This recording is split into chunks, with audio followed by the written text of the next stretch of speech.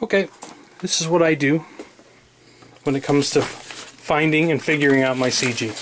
I use the CG that came on the PDF. No matter what plane you're using, use the manufacturer's suggested CG. Balance your plane dead on with that CG. In this case, when I built the fuselage, I ran a pin through the centers of the CG and it shows a mark on my fuselage. Now, once the airframe's all together, and I mount the motor first before I even think about the CG. I'm using the motor as my basis for my CG. So once the motor's in there, I pick it up. And because there's no battery or anything else, it tips up. So now I know I can go in and I can set my Velcro up, and I put everything in with Velcro. Usually, this time the ESC's glued in, so I glued it in first. And then I put my Velcro in for my battery, moved my battery around, and just kept picking it up until I got the CG that I wanted, which is, for me, is dead on to what Scott Watt and Dave Powers figured out for this. I leave it there.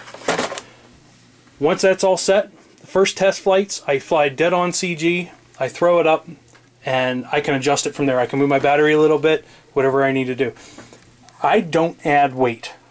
These things aren't made to be real heavy, though technically this plane can handle quite a bit of weight because of the light wing loading, but I personally would rather move my battery around to get the proper CG than I would to add weight to such a small aircraft. But that's just me.